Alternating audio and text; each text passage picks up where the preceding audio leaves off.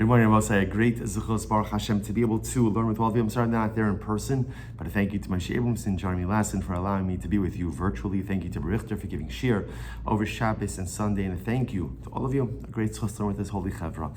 A thank you to all of our sponsors, our annual Talmud Torah sponsor, Tosa Mishpacha Eretz Yisrael, for dedicating all of Shimon Drashos this year as a Zuchos for Besoros Tavos Sha'am Yisrael, and our Talmud Torah sponsors, the Weinberg Mishpacha, the Pava Mishpacha Eretz Yisrael. The full text of their dedication is contained in the description below. I wasn't able to print it out, so I can't read it and record the share at the same time. So I'm sorry, but I have the full text in front of me for tomorrow. I thank you for your sponsorships and halavai. We hope that at the merit of our Talmud Torah, all of the neshama shav and aliyah, the families in Nechama, those who need a refuah shav and the kol chol Yisrael, Baruch Hu Shemir Hashem, bring home our holy hostages b'shalom and b'karav, and allow our precious soldiers to be successful b'chol maaseh yadayim. Today's daf is Lamed Gimel. We are picking up on Lamed Beis, Amid Beis, at the 2 dots, 5 lines up from the bottom. Aholchin letarfos asurim v'lo siman. So those who goes to the tarfos, what's the tarfos? Rashi points out over here that tarfos is levakesh ta'usam lemakom acher. They're going to worship idolatry at a different location. So the Gemara says as follows: Amar Shmuel, Ovid kochav maholich letarfos ba'alicha asur de'azlu modi kamei abados kochavim. The Chazara mutter. It's interesting. Shmuel says something very interesting. An akum, right? So an idol worshiper who's going to the tarfos is going to worship his idol at a far away, at a distant place. On his way to the idolatry, it is usher to go ahead and engage in any type of transactions with him. Why? Because he will attribute that success to his idol, and he'll give thanks to his success or for his success to the idol when he goes and worships Avoda Zara. However, the Chazara, if you catch the akum on the way back from the tarfos, right, on the way back from his idol worshipping escapades, so the halacha is mutter. You're allowed to transact with him. Why? My dahava hava. Oh, our favorite words in all of Shas. Because what was. In other words, interestingly enough, the idol worshipper, when is he engaged in his idolatry? So interestingly enough, on his way there, when he's there, but by the time, on the way, his way back, my hava hava. What was. Like, in other words, it's done. He's no longer really holding in idolatry, and therefore on his way back, you could transact with him because any money he makes, he's not going to attribute it to his idolatry. My hava hava. And I both say, I just want to point out how profound this is. So we've mentioned, anytime we see these words in Shas, we get very excited. Because again, especially knowing, and now it's for real, right? Elul is around the corner, Yomi Norama around the corner. These words give us so much chizuk, because sometimes we look at our lives and we look at our past deeds, and we feel so weighed down by the mistakes and the indiscretions of the past, and we feel that we're such damaged goods, and we feel the inability to progress or to push ourselves forward. And Chazal then give us this ultimate message of chizuk, Maida hava hava, what was. Sometimes you have to let go of the past. You have to let the past be the past. Do I have to remember my past? Sure. Do I have to reflect on my past? Of course. Do I have to live in my past? Unequivocally, no. Those who live in their past, I've mentioned this before, Rav Melech Bitterman gives a beautiful mashal, and he describes it like driving. He says if a person drives and all they do is look in the rear view mirror, they're going to slam into whatever is in front of them. In life, if you want to get from point A to point B, you can't live your life looking in the rear view mirror. But I'd like to add on that while it's true, you can't perpetually look in the rear view mirror, but every once in a while, you have to look at it. To never look in your rear view mirror is inappropriate. To never look in your rear view mirror is really a certain level of responsibility that one takes over their driving or their driving endeavors. So too in life. You can't live in the past, but every once in a while you have to kind of look in the rear view mirror, examine it, learn from it, grow from it. So Gemara says, "My hava hava." Now both said, but in this context, I think Chazal teaching us something different as well. Do you want to know the difference between the akum and the yid? So for the akum, Chazal tell us that when he's worshiping his idolatry, okay, he's in it. He's in it. Even on the way to the idolatry, he's engaged. He's there, he's engaged. But once ultimately he finishes his worship and he's on his way back, my hava hava. A yid, a Jew, is exactly the opposite. The Baal Shem Tov HaKadosh says, in every single day at the end of Psuki, at the end of Ishtabach, what do we say? Habocher b'shirei zimra, which literally translated means HaKadosh Baruch Hu loves the songs of his people. Habocher b'shirei zimra. He loves the songs of Klal Yisrael. Whenever we praise Hashem, whenever we daven to Hashem, talk to HaKadosh Baruch Hu loves it. The Baal Shem Tov HaKadosh vocalized the word a little bit differently. He says it's not Habocher b'shirei, but it's Habocher b'shiyarei. What's shiyarei? Shirayim are leftovers. What does HaKadosh Baruch Hu look for more than anything in any life circumstance? He looks for leftovers. See, some people don't like leftovers, or maybe they'll eat leftovers a little bit, but most of us, again, when it comes to leftovers, it lacks his chachas or Baruch Hu. What he wants us to do is as follows. Whenever we have a spiritual experience, he wants us to take it with us. He doesn't want the inspiration to end when the moment ends, but rather he wants us to take shirayim. He wants us to take leftovers. Every spiritual initiative and endeavor, every spiritual moment, you have to find a way to package up some of it, to take some leftovers, and to take it with you as you go through in life. That's habocher b'shiyore zimra. You know what Hashem loves most? Hashem loves the most the shirayim, the leftovers. You know, if you think about it, if you go to a kumzitz or you have a davening and you're very inspired. So what happens over the next couple of days? If you notice, there's usually like a nigun, there's a tune or a song that just caught your neshama, and you find yourself humming it over and over and over, playing it over and over and over, or making others sing it over and over and over. That's the shirayim. That's the leftovers. See, for an akum, my the hava. He finished worshiping his idolatry. He finished his Yarech Kalo. He did his thing. He went to his idolatry. Gone. We're done. Move on. Next. Maida hava. But a yid, when a yid has a spiritual experience, no. It goes with me everywhere. I'm taking my B'abocher b'shiyarei zimra. I'm taking the leftovers with me wherever I go in life. So therefore, Shmuel says, Halacha l'maisa. You can't transact business with the Ovi Kacham when he's on his way to the Tarfus, ultimately to worship Avoda Zara, but you can go ahead and transact with him on his way back. Why? However, Yisrael holich l'Tarfus, balicha mutar, dilma hadrabe. With the Jew, unfortunately, if a Jew is going to worship idolatry, so when he's on his way ultimately to the Tarfus to worship idolatry, so ultimately on his way, you're allowed to transact business with him. Why? Because he may turn around. A Yid is so holy, a Jew, and even when a Jew is mamish on the way to commit an Aveira, there's always the possibility that he will turn around. So on the way there, and I will say it's incredible, sometimes, do you know what makes a person turn around from doing an Aveira? You know what makes a person think twice? Is just love and attention from another Yid. It's almost as if Chazal is saying, no, even if I know that Reuven's going to worship Avoda Zara, engage him. Because maybe it's not the business that's going to turn him around, but maybe it's the love, maybe it's the connection, maybe it's the interest, maybe it's the kind word. A Yid is so holy, and even when a Yid is ready to worship Avoda Zara, it's not done until it's done. He hasn't worshipped until he's worshipped. Even if he's on the way, the car is packed, everybody's there. L'maisa, unless he's gotten there and worshipped, there's always the possibility he could turn around. Therefore, again, you could transact business with him on the way there. However, bechazara aser. But once already he's worshipped idolatry, then you can't transact business with him on the way back. Why not? Top of Lama Gimel, da'avik ba. Da'avik ba mahader hader azal. Ultimately, again, because halacha l'maisa, unfortunately, once the Jew has worshipped idolatry, he's going to be connected to it. You see, Jews are committed people. And if we're zocher to become committed to the right things, fantastic. But l'maisa, if unfortunately we become committed to the wrong things, that commitment could lead us astray for a very long time. So the problem is, once the Jew has already worshipped idolatry, and now he's coming back, remember again, bain akum it's maida hava hava. A Yid spiritually, theologically doesn't live with maida hava hava. So unfortunately, he's bringing back the shrine, the leftovers of Avoda Zara, and therefore halacha l'mais, you cannot transact business with him on the way back. So, say, interesting enough, this is Shita Shmuel. So an akum on the way to his Avoda Zara, you can't do business. On the way back, you can, maida hava hava. A Yisrael, on the way there, you can transact business, because maybe I'll turn around. But on the way back, unfortunately, again, we assume that he's committed to the Avoda Zara, and therefore no business. Vatanya, but we learn, Yisrael, Bosai Lamed Gimel Amud Aleph, end of the first line, Vatanya, Yisrael holech letarfos. If Yisrael is going to do Avoda Zara, bein b'halicha, bein b'chazara aser, whether he's going or coming, you can't do business with him. Amar Rabashi, Kitanya hi b'Yisrael mumar devadai azal. Okay, that's different. A Yisrael mumar is someone, unfortunately, again, who already has a track record of apikarsis, of a heretical activity, of idolatrous activity. So unfortunately, a person like that, once he's on his way, he's not turning around. Stami Yid, even if he's on his way to Avoda Zara, he may turn around. But a Yisrael mumar, once he's on his way, unfortunately, he's committed. So we'll say again, it's fascinating to see how we possess so many profound midos. It's all a question of how we use it. That sense of commitment that defines us as a people, if unfortunately used in the wrong way, could lead us down such a terrible and deleterious path. Tanabana, weiter. Ovid kochavim haholich liyirid.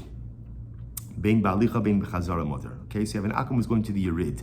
Now, what's the Yerid? So Rashi points out over here, top Rashi, Yerid, shok shal avodas kochavim, miu ovid kochavim ki az l'schar dazo. So interestingly enough, this is a shok. It's a marketplace for Avoda Zara. So in other words, what's interesting about this is the marketplace, it's like a fair, right? A fair, but the marketplace itself is devoted to the service of the idolatry. Now, obviously, again, people are coming there, they're coming there to worship, but in order to worship, you need different things. You need accessories, maybe you need wine, you need livestock, you need flour, you need oil, you need all different things. So it's a shuk, it's a marketplace, it's a fair that is designed for the worship of idolatry.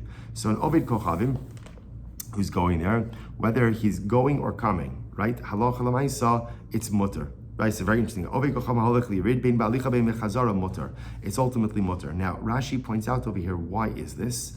Because the assumption is that the Oved Kochavim himself is going there to sell wares. He's going there to sell stuff.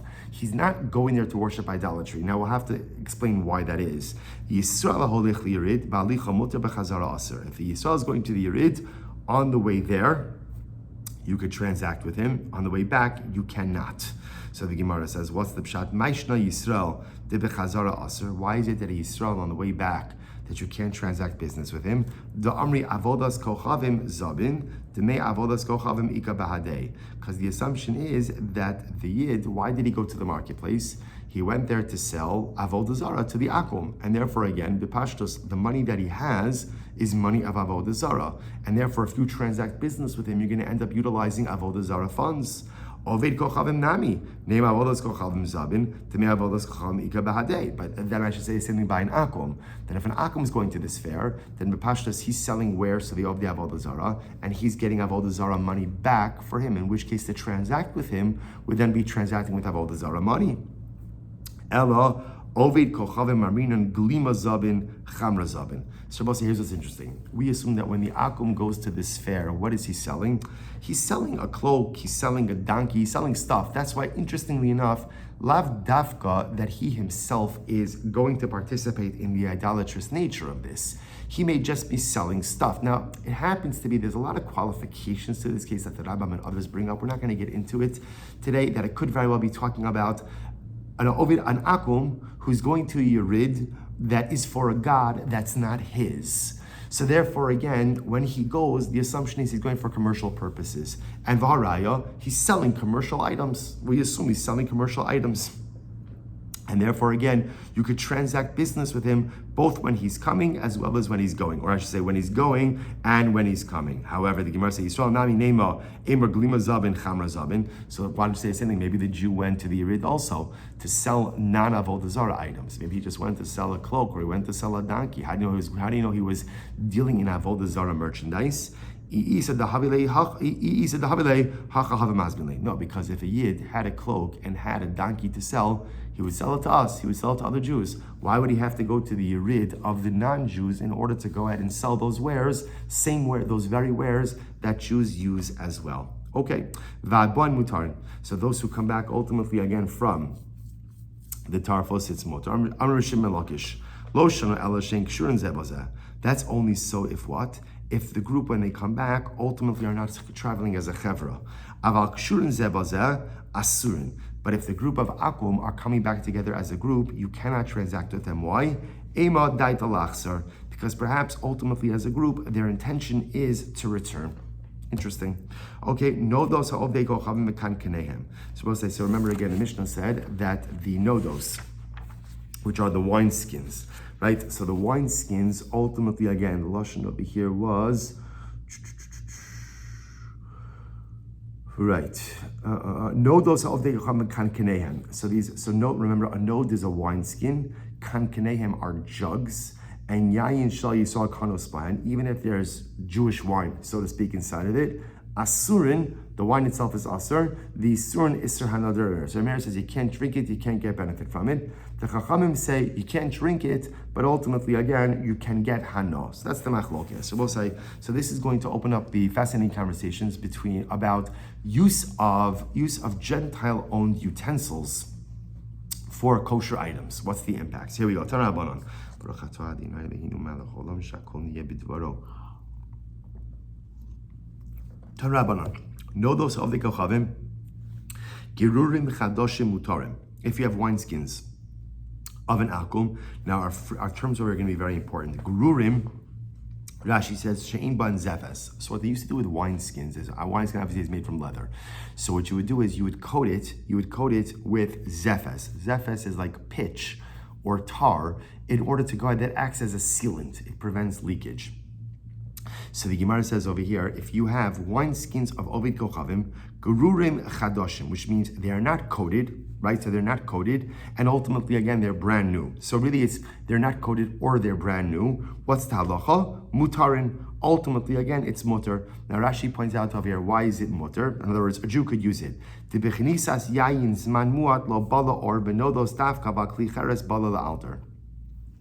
So the assumption is that even if a non-Jew kept wine in here, he would only be keeping wine in there for a little bit of time, since it's not sealed, right? The sealant, the pitch, is not there, and therefore halacha l'maisa, there's a very minimal absorption. So because there's a minimal absorption, therefore the Jew is allowed to go ahead and use this skin. Interesting. Now Rashi does point out something very interesting over here. This is really about a wineskin. We're going to see that rates of absorption are dependent on the item itself. So for example, apparently wineskins absorb at a slower rate than earthenware vessels. So for example, Rashi says over here that an earthenware vessel absorbs immediately. So therefore, this is the first halacha. Wineskins of Ovid Kochavim that are not sealed, they don't have the sealant, they don't have the pitch or the tar on it, and they're new. It's either and or they're new. So mutar, ultimately, again, a Yisrael is allowed to put his wine in there. Okay, yishanim, umizufafin asurin. But if they're used, right, and or sealed with the pitch or tar, then ultimately they're asur. Look at Rashi. Yishanim umizufafim, kilomar o yishanim o mizufafin asurin. So whether it's old, meaning it's used, heavily used, or it's coated with pitch, it's asur.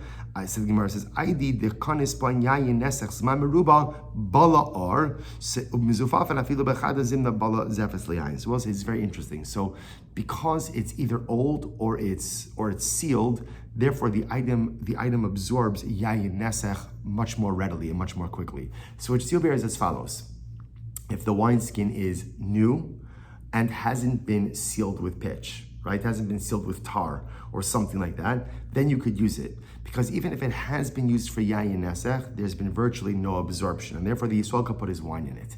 If it's either old, which means it's been extensively used, or it's sealed, the sealant has been put in, because Rashi points out the sealant also readily absorbs the wine, then halacha l'maisa, again, a yid cannot put his wine in that wineskin.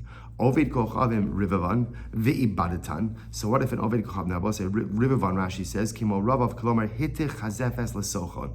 So let's say again, the non-Jew, the akum, put the zefes, he put the pitch on the inside, right? He put the pitch on the inside, and he tanned the leather, and he put wine in there. So in this case over here, watch what's happening.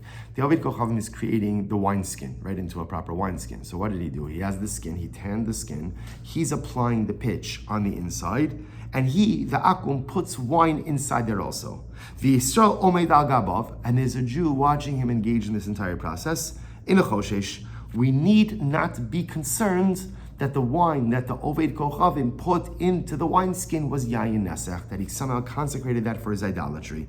Okay, so 1 second. The Oved Kochavim nosin l'socha yayin ki yisrael omed al gabav ma'havi. I don't understand why. Just because there's a mashgiach there, right? The Jew is watching him do this. How do you know that the wine that the akum put in there wasn't yayin nesach? In other words, all the Jew is seeing is what the akum is doing now. How does he know what the akum did with the wine beforehand, right? So in other words, how can we be sure that it's not yayin nesach being put in there? It means to say Oved Kochavim rivavan ve'ibdan v'yisrael nosin l'socha yayin v'yisrael acher omed al gabav ino choshesh. Oh, here's the case. If you have an akum tanning the skin, right, making the skin, putting in the sealant, and a Jew puts in the wine, and then there's another Jew watching the whole process, that's mutar. That's mutar. So 1 second.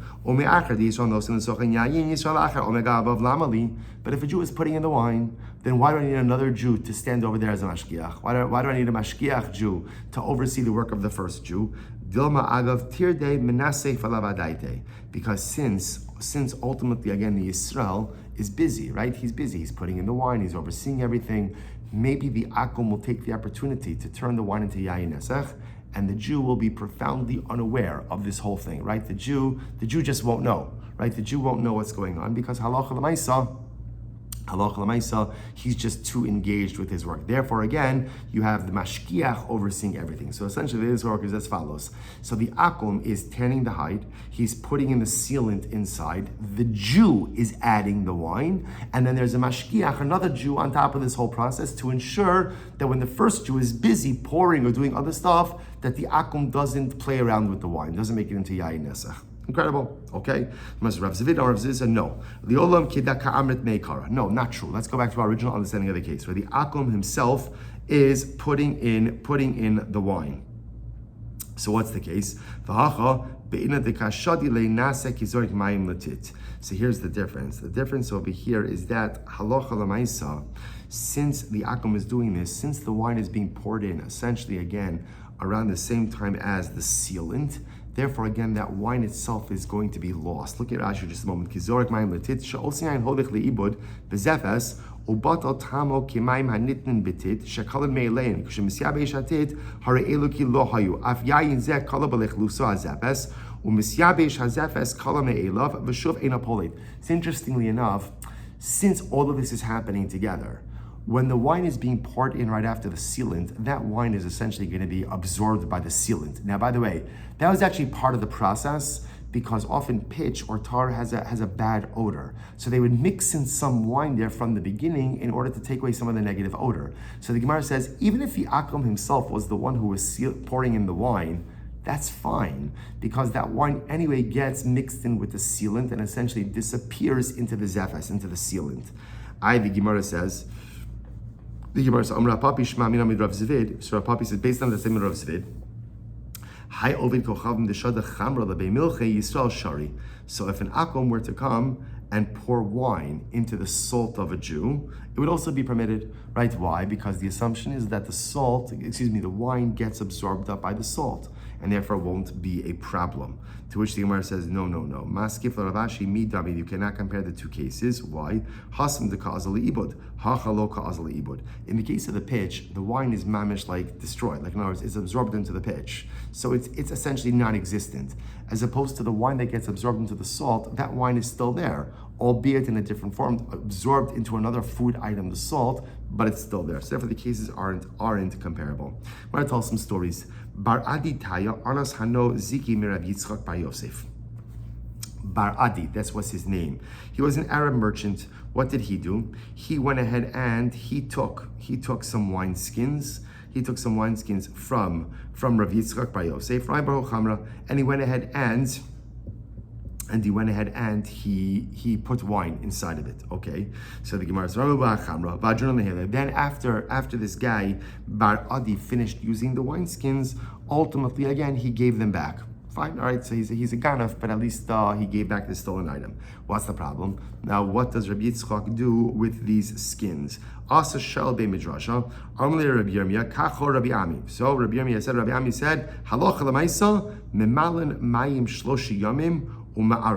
So we'll say this is quite fascinating. So halacha l'maisa, the Gemara says, the paskin, here's what you do: you fill up the wine skins, you fill up the skins with water for 3 days, and pour it out. So the Gemara says, now what does this mean? Some qualifications. You have to pour them out once every 24 hours. So we'll say, so this is, interestingly enough, a kashering process called milui v'irui. Milui v'irui is the kashering that's accomplished by you fill up the receptacle with water, leave it there for a minimum of 24 hours, then pour out the water and change that with new water. And you repeat that process for 72 hours. 72 hours, every 24 hours.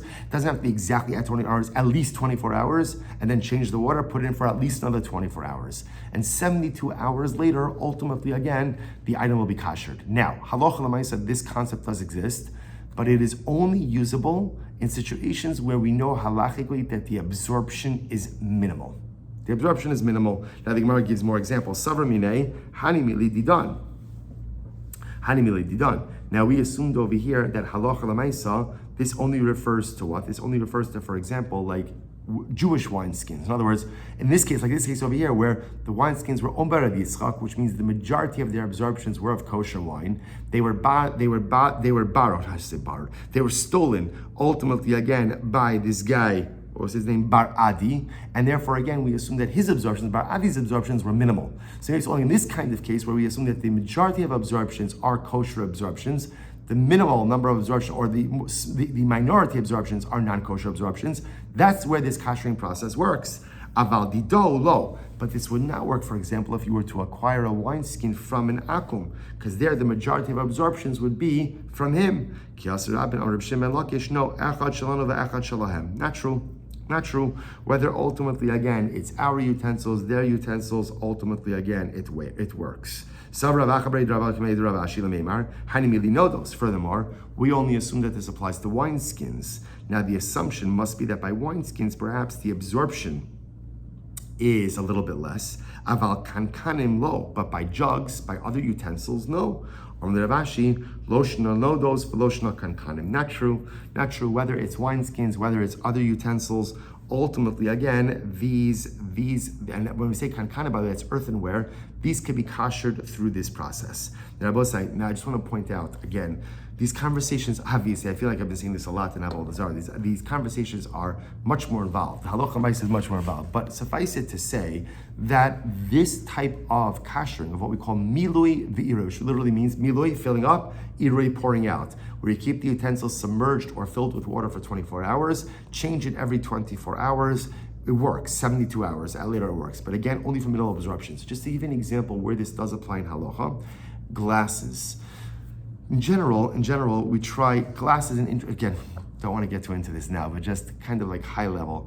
Glass is a fundamental machlokes in halacha as to whether or not glass absorbs or not. Like, for example, does a person have to have different glasses, different sets of glasses from milchiks and fleishiks? So most poskim say no, that halacha l'maaseh glass does not absorb, and therefore technically, you could only have to have one set of glasses for both milchiks and fleishiks. Have to be clean, but milchiks and fleishiks. Again, my wife holds differently. So in our house, we have two sets of glasses. But okay, discussion for a different time. In any event, that's why many people have one set of glasses, and glasses can be used for both. What happens if you want to kasher glass for Pesach? So generally, we try not to do this. But halacha l'maisa, if one wants to kasher glass, the way to kasher glass is with this process of called milui v'irui. So technically, you could take a bathtub, right? You don't take a bathtub, you have a bathtub. You fill it with water. You could put glasses in there, fill it with water, 24 hours, drain the water, refill the water, complete that again for 72 hours. Technically speaking, one could kasher glass with those circumstances. Why? Because since glass to begin with has a minimal absorption, you could use this quote-unquote lower form of kashering. Again, the halachas for Pesach, whether or not one should do this, more intricate, not for now, but just giving you an illustration about how this concept does work. Halacha l'maisa. Tanabanan. Kankan she'ol dekochavim chadashim gurim mutarin. So we'll say if you have jugs. Now, a kankan, so remember again, as opposed to what we call ziki, right? Ziki are wineskins. Kankanim are jugs or utensils, earthenware. So kankanim she'ol dekochavim. So if I have an earthenware vessel of an akum, chadoshim gerurin mutarim. So if they're brand new, right, or gerurim, right, means again they have not been sealed, so there's no pitch or no tar on the inside. What's the halacha? Mutarim, a Jew could use them. Yishanim umizufafin asurin, but once ultimately again it's old, right, used or coated with pitch, both of those cases again, then there's a much higher absorption level. A Jew is not allowed to use it. Ovid kochavim nosin l'socha in yayin. Yisrael nosin l'socha in mayim. So ultimately, interestingly enough, now a Jew, right, or excuse me, an akum could put wine into it, and Yisrael put water into it. Look at Rashi. Ovid kochav nosen sochen yayin. Yisrael nosen sochen sir. Sorry. So if he is, I'm sorry, I read that wrong. If an Ovid kochavim used it for wine, so a Jew ultimately again could use it for water. Now, what does this mean? Take a look at Rashi. Second to last Rashi on the page. Ovid kochavim nosen klomar noson sochen ovid kochavim yayin. Yisrael nosen sochen shlosh yamim mayim umar leislei. So this is actually a continuation of what we said before. If If an akum used it for wine, then halacha l'maaseh Yisrael could use it with water. What does it mean with water? Milui v'irui. A Yisrael could kasher it ultimately again by putting it in water for 72 hours, changing the water every 24 hours. Now I will say this is actually quite a dramatic statement, because this makes it sound like milui v'irui would work even with earthenware, which again in and of itself is a discussion. And remember, again, sometimes the halachas of kashering, what works during the year may or may not work during Pesach as well. So again, a lot of things kind of swirling around over here. But what is unique about this is this also may be examples of utensils that are used cold, right? There's no heat process that happens over here. So the other possibility is that milui v'irui, this concept of submerging in water in 72 hours and changing every 24 hours, works with cold absorptions. So therefore, if an akum used his earthenware vessels, old ones filled with pitch, with wine, a Yisrael could kasher it by soaking it in water for 72 hours and changing the water every 24 hours. Next, Ovid kocham nosin zochan yayin is an interesting case.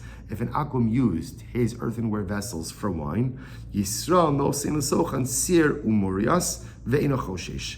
A Yisrael could put in it, interestingly enough, brine, right? Brine, and it doesn't choshesh. What does this mean? Shabbos says, this is fascinating. So apparently, if you put brine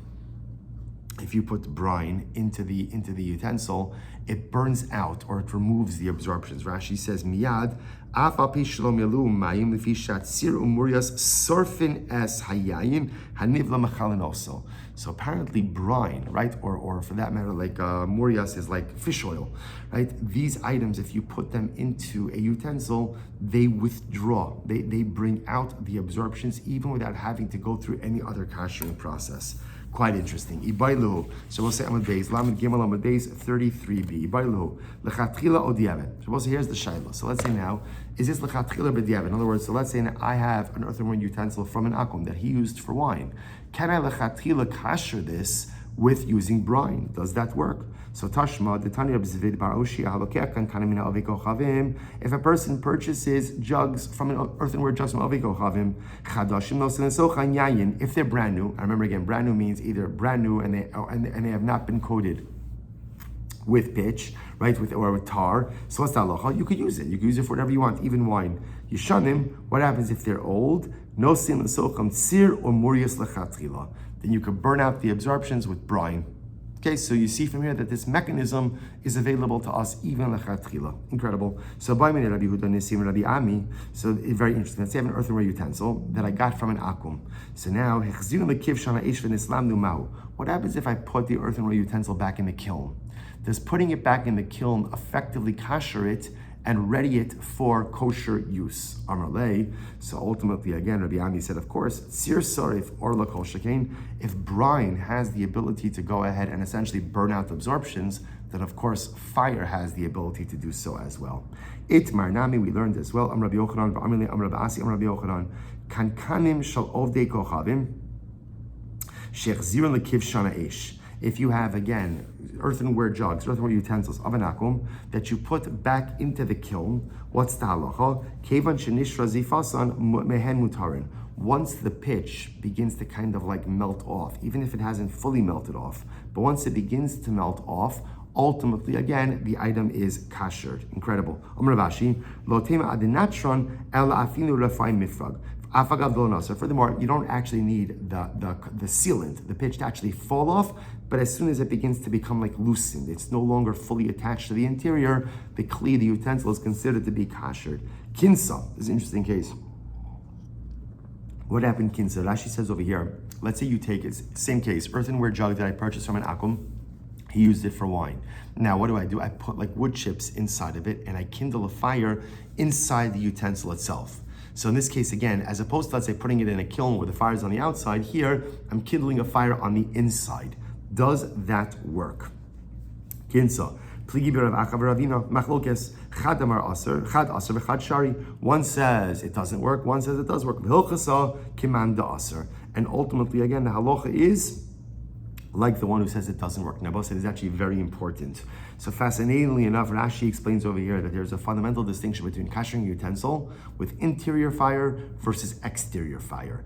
Interior fire, apparently halacha feels, does not fully permeate the utensil, as opposed to exterior fire, which absolutely does. Therefore, an interior fire will not kasher the earthenware utensil of the akum used for yayin, but the exterior fire ultimately again will. Quite fascinating. Suppose if you look at Rashi says over here, "Vehilchasa keman da'aser, velo dami lahachziran b'kivshan, da'hasam kevan she'esikan mibachutz, ad shenishra zifasan kvar nisla ben acheres. Aval hacha kevan she'echnis ha'or miyad zafson nosher u'mech." So here's what's interesting. If you kindle the fire on the inside, obviously the pitch is going to come off much faster. On the outside, you need a much higher degree of heat to impact the interior of the kli. So therefore, the Gemara is saying only exterior fire ultimately goes ahead and fully kashers the kli. But interior fire does not. And I will say it's fascinating because we know, and again, coming up to the Yom Noraim, Adam, right, the person is compared to a kli, right? We see at the end the Elokai Nitzar, at the end of Yom Noraim Shmona Esrei, right? Elokai, right? Hare ani omei lefanecha kichli male busha uchlima. This is at the end of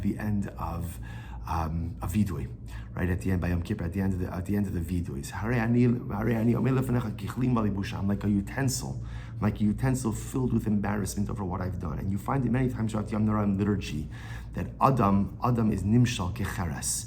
He's compared to an earthenware utensil. So whereas man may be like an earthenware utensil in many ways, in this respect, he's fundamentally different. See, an earthenware utensil can only be kashered from an exterior heat source. Man can only be kashered, so to speak, through an internal fire. Right? If you light the fire in the kli, that does not work. It has to be a fire on the outside of the kli. By man, if the inspiration is outside of me, it may do something, but it doesn't affect the full kosherization. For a person, so to speak, to be kashered, for a person to do tshuva, for a person to fundamentally change and potentially purge himself of the things that are holding him back, man needs an interior fire. Man needs a fire kindled inside of his kli. The exterior fires will only get me so far, but it's the fire that I kindle inside my kli itself. That's the fire that's going to kasher me. That's the fire that's going to lift me up. That's the fire that's going to help purge all of the impurities. Incredible. Ibailu, mahu litin l'socho shechar. Interesting case. So we'll say, are you allowed to go ahead and halacha l'maisa put beer into one of these utensils? So let's say again, I got an earthenware utensil. I got a kankan from an akum that presumably he used for wine. Can I put beer in it? So Rav Nachman, Rav Yehuda, Asri, Rav Ashari. Rav Nachman, Rav Yehuda said Aser. Rava said that it's mutter. So Ravina Sharli Rav Chibrei Rav Yitzchak Lamirma Bei Shichra. So we'll say now, what's the logic over here? The logic over here is that even it could be what the Gemara is suggesting over here is that halacha l'maisa, the beer itself is mevatel. It negates the flavor of the wine. So therefore, again, the whole idea that we're concerned about over here is absorptions of yayin nesach. But it could very well be that if the beer negates the taste of the wine, then maybe there's no problem. So machlokas, Gemara tells the story. Ravina sharli Rav Chia b'reid Rav Yitzchak. Lemirme b'shifra, Ravina actually allowed Rav Chia b'reid Rav Yitzchak to put beer in a earthenware vessel that he bought from an akum. So the Gemara says, Azal Rami Chamra. He made a mistake. He got mixed up, and he ended up putting wine in there instead of beer. Now, obviously, once you put wine in there, it's going to be aser. But nevertheless, Ravina did not feel the need to change his position. Why? Amar akrai ba'amo. He says it was an accident. So we'll say it's interesting. In other words, the Gemara is saying like this. You might have thought, Ravina said you're allowed to put beer. So he allowed ultimately Rav Chia to put beer, but Rav Chia made a mistake and put wine. So you might have thought, you say, what do you see from here? That you shouldn't even allow someone to put beer, lest they come to put wine. What does Ravina say? It was just a mistake. It was just a mistake. You don't have to read anything more into it. It was just a mistake. Mistakes happen. Which I will say is so profound, so profound. Sometimes things happen in life and we look for deeper meaning. Is there deeper meaning in everything that occurs in life? There is. But lav dafka that you're supposed to look for the deeper meaning in is. Sometimes you just have to kind of take what life throws your way and move yourself forward. Especially in those moments where you can't find the deeper meaning, right? So often things happen and we're like, what does this mean? What is Chosh Baruch Hu telling me? Sometimes I can figure it out, but sometimes if you can't figure it out, just say, okay, whatever it was, and I just need to move myself forward. Sometimes it's beautiful to look for deeper meaning in things, And sometimes you just have to, like the Gemara says, akroi ba'alma. Whatever happened, happened. I'm sure there is a meaning to it, but I'm not going to spend my time trying to figure this out. I got to move myself forward. Incredible. Rav Yitzchak bar Bisna habele hano mani de pakusna. So the Gemara says, Malinu Maya, Anchinu B'Shimsha. So what happened? So Rav Yitzchak bar Bisna had these, Rashi says over here, he had these dung utensils that are made out of the excrement of an animal. He had bought it from a Gentile, and the Gentile had used it for Yayin Nesach. So now he bought them, and now you have to kasher them. How do you kasher it? Miloi v'iroi, fill it up with water, 72 hours, change the water every 72 hours. So he filled it up with water, he put it out in the sun. Paku, they burst. So I guess like the water got very hot and ultimately caused them to burst. Rabbi Abba, asartinu alocha isra di olam. So essentially he said, now you prohibited these items upon you for an eternal prohibition. Obviously they're broken, so you'll never be able to use them. The rabbis only said you had to fill it with water. They didn't say you had to leave it in the sun. Okay, so interestingly enough, so Rabbi Abba kind of gives Rabbi Yitzchak bar Bisna a little bit of musar. Now again, whether or not Rabbi Yitzchak bar Bisna was being machmir by leaving it in the sun, like as like a form ultimately like a hagala, like boiling, or just happened to leave it in the sun, is not immediately clear from this Gemara. But point over is Rabbi Abba gave him musar. Be a little bit more careful with what you're doing. Chazal told you have to soak it in water, but you didn't have to put it in the sun. Incredible. So we'll say it's interesting because either way, Rabbi Abba is giving him musar. Either he's giving you musar that you didn't understand what the halacha was, or musar that you need to be more intentional with the way you do things. Why are you leaving it out in the sun, right? So either it's musar about you didn't understand the halacha, or it's musar you're not living the right way. You need to live with intentionality. You have to have a seder in every single thing that you do, because if there's no intentionality, if there's no seder, stuff breaks. People break, circumstances break. Such an incredible musar. Amr Rav Yosna, Amr Bami. Kli neser, ein lo tara olamas. So we'll say kli neser, which is a certain type of kli, a certain type of material, does not have a tara. In other words, once it absorbs, let's say yayin nesach, you cannot get the absorptions. Can't get the absorptions out.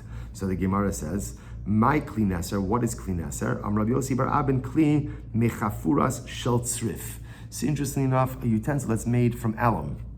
Alum, so apparently alum is a highly absorbent material, and therefore halacha l'maisa, if you create something out of alum, it absorbs and use it for yayin nesach, it can never be kashered. Debe parzak rofila anas hanikovim pumpedisa. So we'll say, so listen to this. The members of the household of Parzak Rofila. Now his name is Parzak. That was his name, right? That's the guy's name. Rofila was his position. He was like the second in command to the king. So what did this guy do? A Gentile ruler. He stole Anas Hanikubim Pompadisa. So he stole from the Jewish population some jugs, earthenware jugs. Ramabahu Chamra, and he filled it with his wine. And ultimately then he gave it back. Okay, so he's a thief, but at the end when he finished it, he gave it back. Also, Shailu Rabbi Yehuda. So they came out and said, Rabbi Yehuda, what should we do with this? What do we do now with these drugs? Amar, Davar Shein Machnisa Lekiyamhu, Meshachshechan B'mayim Vehein Mutarin. So we'll say, interesting, the Gemara says, he says this is something, ultimately, it's interesting, his Lashon over here. His Lashon is, Davar Shein Machnisa Lekiyum. He used it in a way that was short-term storage, not long-term storage. And because it is short-term storage, therefore what? You could wash it out with water, and it is mutar. Since it was only kept on a very short term, there's not even really absorptions, and therefore halacha l'maisa, again, you could just wash it out, and it's mutar. Then Abba say, interestingly enough, Meshachshechan b'mayim b'pashtos means milui ve'iroi, right? It's 72 hours. Some want to say it only means just literally a washing out, but based on what we've seen before, halacha l'maisa, it would seem to be, it still means milui ve'iroi. But I just want to point out, machlok is how to read this particular line. Amra Avira. So Avira said as follows. Avira says, Amra Avira, Hani chatz b'shechini. So these literally again, Hani chatz b'shachir da'aramai, kevan de lo baituva meshachshechin b'mayim umutar. So literally translated, these red Aramean pitchers, okay, red Aramean pitchers, since they absorb very little, therefore halacha l'maisa, all you need to do, meshachshechan, wash them out, ultimately, and it is mutar. Amra Papi says, Hani pas vasa de be mechsi, Kevan de lo bali tuvim mishachshichin b'mayim umutarin. Shabbos says, see a number of examples of this. So Rapapi says, pasvasa are earthenware vessels of beimichsi. This is earthenware vessel, particular place. Since they have a very low absorption level, therefore, what mishachshichin b'mayim, you could wash them out with water, and ultimately, again, it is mutter. Kasi, what about cups? They're both saying, here's what's interesting, right? A cup, Rashi says, kosos shel cheres, vein machnisim lekim ala shosim. So this is a cup, right? An earthenware cup. Now, obviously, a cup, because you don't store stuff in a cup. Up until now, see, if you notice, we're essentially having like three different categories. First category was items that are used for long-term usage. Okay. Second category seems to be items that are used for shorter term usage. So for the longer term usage, so the Gemara seems to indicate that you need miloi v'irui, 72 hours, change the water every 24 hours. For the things that are not used for long-term usage, it could be, we're gonna have to see this further, it could be all you need to do is wash it out. What does washing it out mean? Does washing it out just mean washing it out? Does washing it out mean also miloi v'irui, 72 hours, changing water every 24 hours? We'll see. Then third category are things that are clearly only used almost like episodically. A cup. You fill up your cup, right? You drink it, and then you're done. So again, obviously that's even a lower absorption level. So what do you do with kasi? Rav Asi aser, Rav Ashi shari. Rav Asi said it's aser, right? It's aser, and Rav Ashi said that it's mutter. Isha sibuhu ovid kochavim pam rishon. So I'll say, and this is very interesting. Now the Gemara suggests the following: if an ovid kochavim used it the first time, right? So it's a brand new cup, earthenware cup. Avikam used it for his yayin at the first time. Ultimately, again, kuli amalo pligi de aser. Everyone agrees that it's aser because those initial absorptions are aser. Ki pligi, where's the machlokes? Bepam sheni. About what happens if it's used the second time? If the akum uses it the second time, the alternate version of this, if an akum uses it ultimately again the first time or the second time, everyone agrees that renders the kli aser. Keep pligi, where's the machlokes? The pam gimel. If the akum uses it the third time, in other words, let's say a Jew used it the first two times, and Akum used it the third time. Does that impact the Kli? The halacha is Pamir Shon V'Sheni Aser Gimel Motor. So the halacha is if an Akum used it one of the first two times that the Kli was new, that renders the cup Aser because of the absorptions. But if he only used it the third time, and the Yisrael used it the first two times, and then Akum used it the third time, ultimately, again, it is going to be mutter. Right? So stop over here for today. There is a tremendous amount of halacha l'maisa, which I know, I owe you so much halacha l'maisa in this Masechta, but these halachas of kashering, we are going to do some just basic halacha l'maisa, so we understand just practically what is accepted from the Gemara, what's not accepted from the Gemara. And the stop over for today. Shkoyach, everyone. Wishing everyone a wonderful day.